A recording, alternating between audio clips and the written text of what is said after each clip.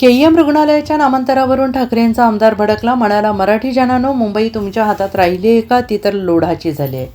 मुंबईतील ऐतिहासिक ओळख असलेल्या केईएम रुग्णालयाच्या नामांतरावरून आता राजकीय युद्ध पेटलं आहे. राज्याचे मंत्री मंगलप्रभात लोढा यांनी सुचवलेल्या नवीन नावाच्या प्रस्तावाला शिवसेना उद्धव बाळासाहेब ठाकरे पक्षाने तीव्र विरोध दर्शवला आहे. तर या विरोधात रस्त्यावरच्या लढाईची हाक देखील देण्यात आलेली आहे.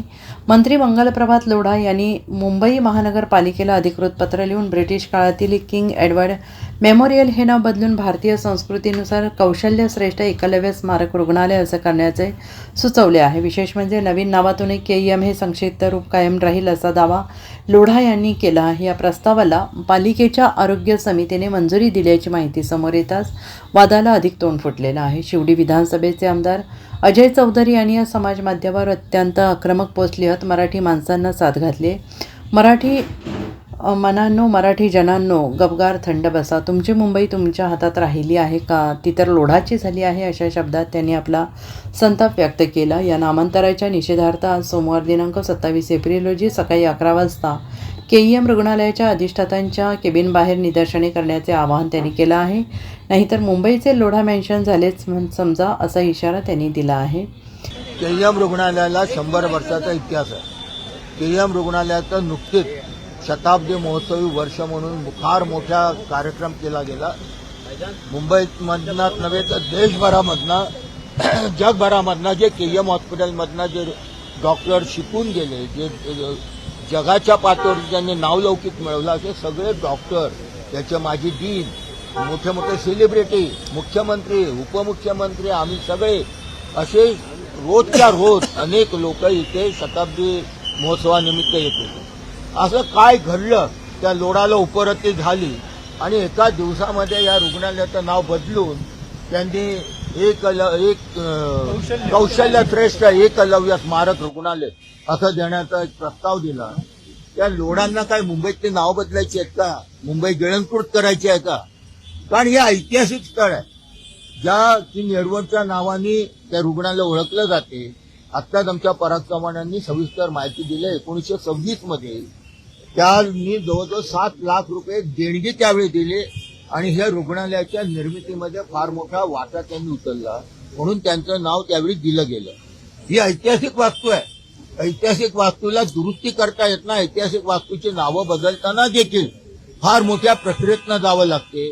पण ठराव आणायचा, तो मंजूर करून घ्यायचा, दादागिरी करायची, दबाव टाकायचा, असं मराठीमध्ये म्हण आहे. मी ज्यावेळेस सकाळी उठलो तर मी विचार करत होतो की पुढच्या 5 वर्षामध्ये मुंबईकरांना अजून काय काय पाहायला मिळणार आहे.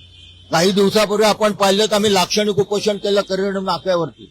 त्या लोअर ब्रिजच्या खाली एक मोठा भूखंड उपलब्ध आहे, जिथे मी मुंबई महानगरपालिकेच्या माध्यमातून किशोर पेडणेकर आणि मी प्रस्ताव दिला होता.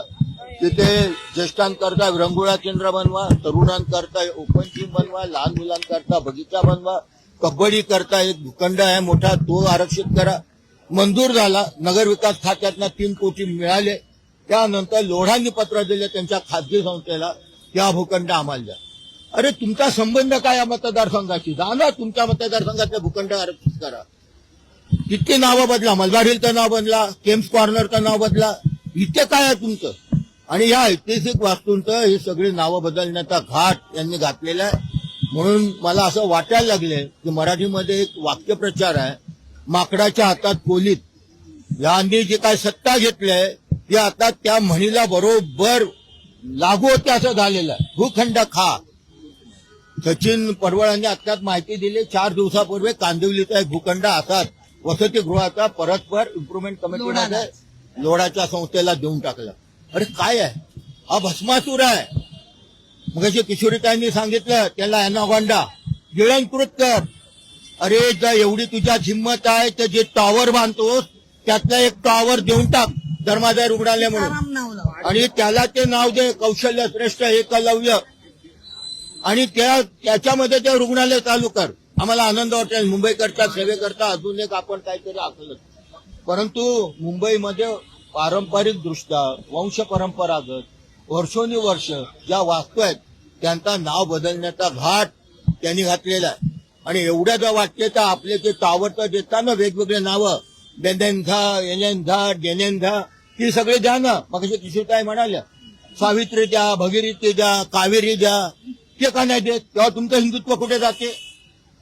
म्हणजे माझं ठेवायचं झाकून आणि दुसऱ्याचं बघायचं वाकून, असं ह्या लोडाची प्रवृत्ती आहे. त्याचा आम्ही निषेध करतोय.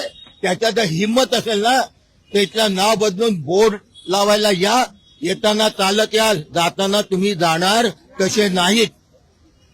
हा इशारा आहे, माझा इशारा आहे, आमचा समस्त सगळ्या शिवसैनिकांचा.